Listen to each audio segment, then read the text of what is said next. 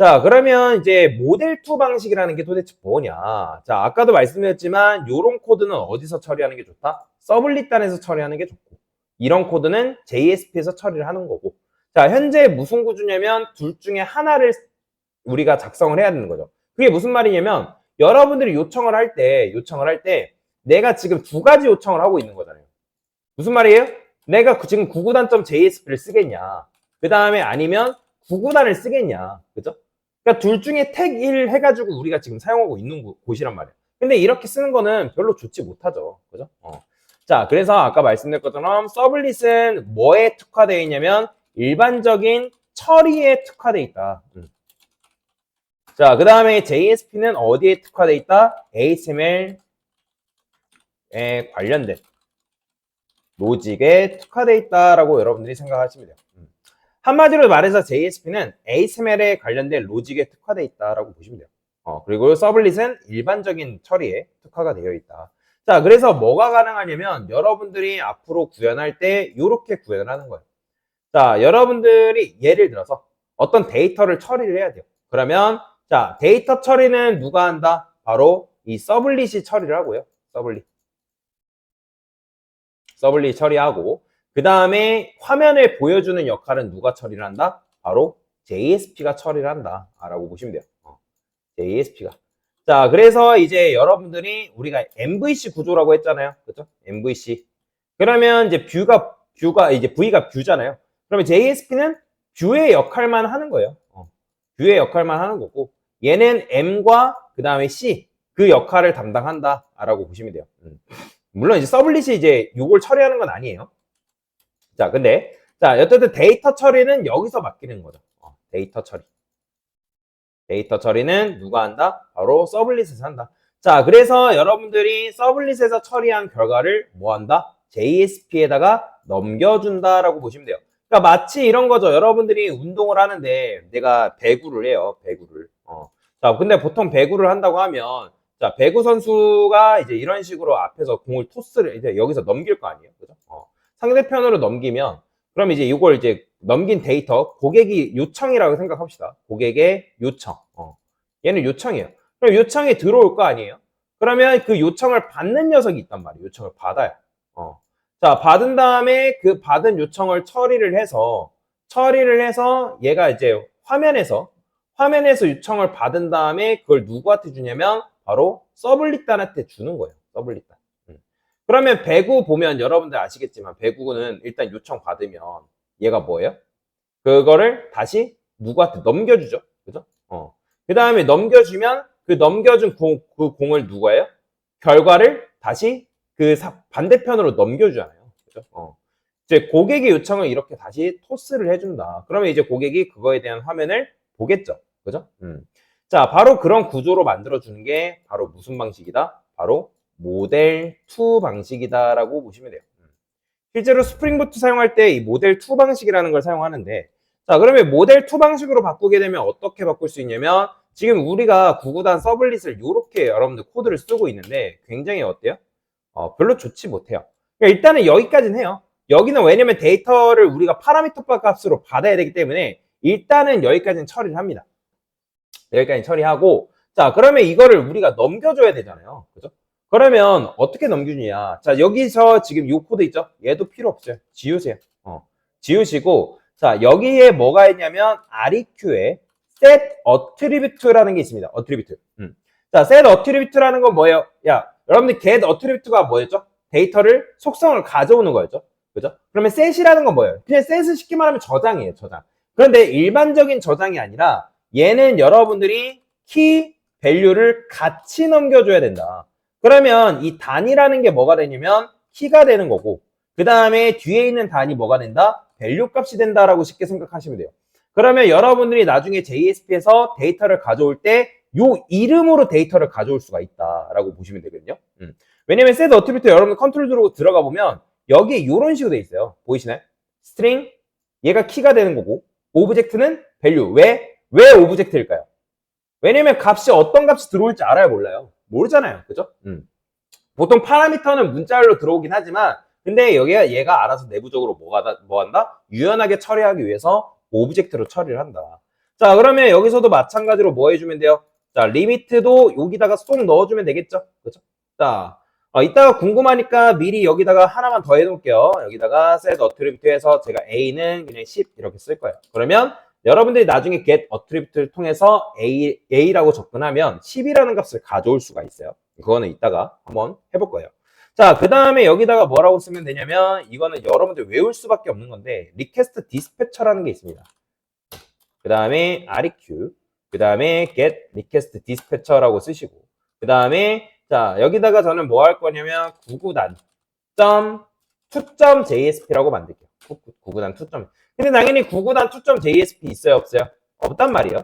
자, 일단은 없는 상태에서 제가 request dispatcher 써서 forward req rsp. 자, 이게 바로 뭐냐면 그냥 요 통째로 요 두 개 코드가 뭐 한 거냐면 JSP 단에 JS간에 데이터를 보냄.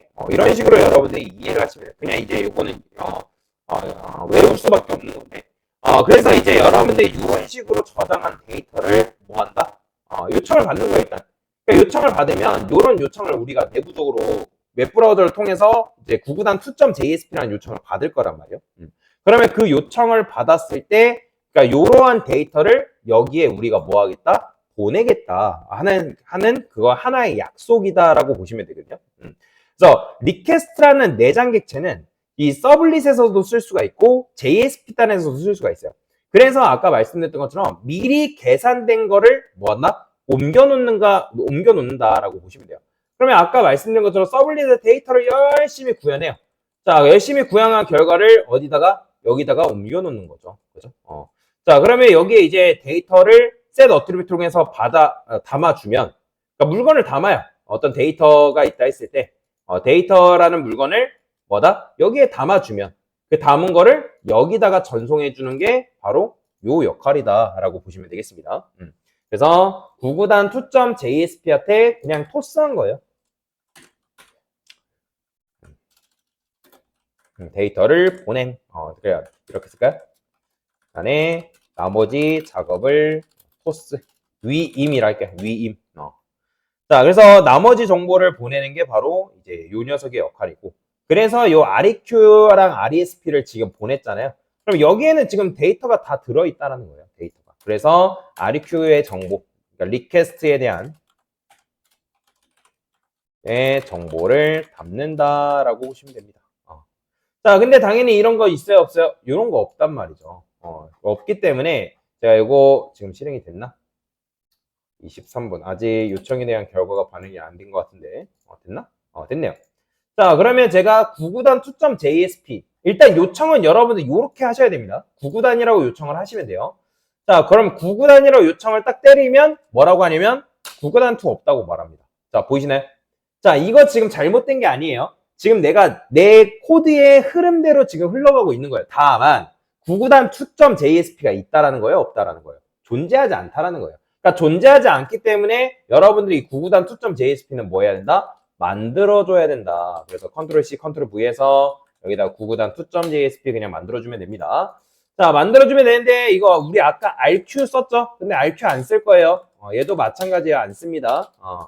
자, 그러면 단이라는 값을 우리가 받아와야 되는 거잖아요. 결국에는. 그죠? 그죠? 단이랑 리미트 값 받아와야 되는 거잖아요. 근데 단이랑 리미트 값 받아오기 전에 제가 여기다가 이렇게 써볼게요.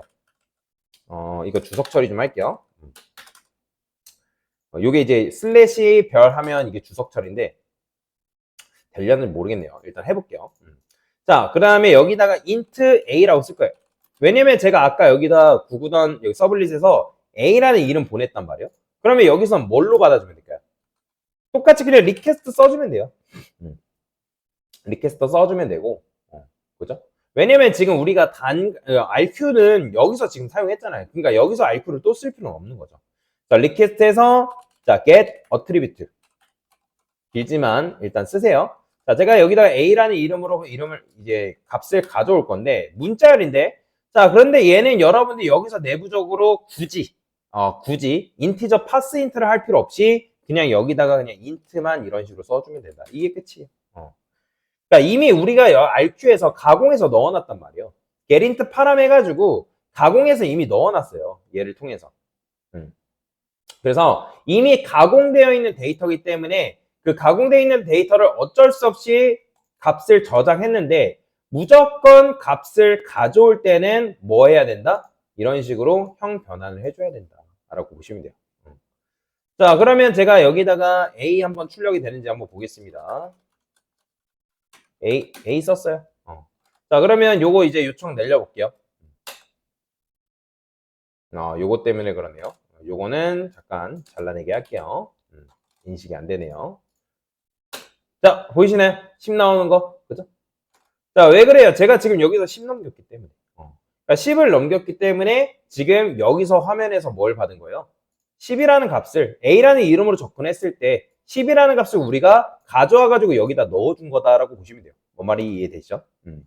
자, 그러면 얘가 우리 의도대로 작동되게 만들려면 어떻게 하겠어요? 당연히 단이라는 값을 단이라는 값과 리미트라는 값을 받아와야겠죠? 그죠? 그럼 어떻게? 리퀘스트 써서 get attribute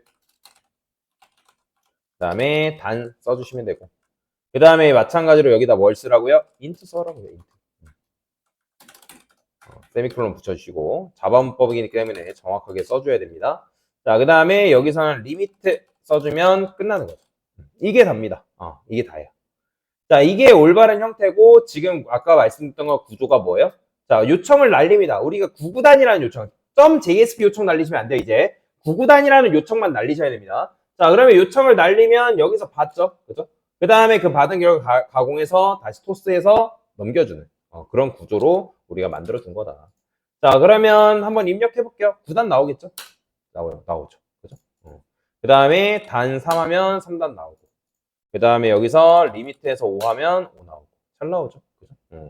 그래서 모델 2가 뭐냐면 쉽게 말하면 데이터 처리에 특화된 녀석이랑 화면에 그려주는 녀석, 이 녀석을 나누는 방식. 이게 모델 2고 실제 스프링과 스프링 부트에도 적용되어 있는 방식이다라고 여러분들이 이해를 하시면 되겠습니다.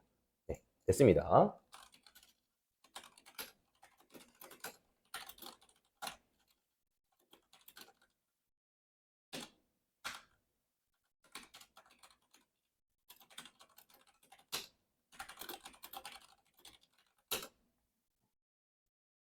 됐어요.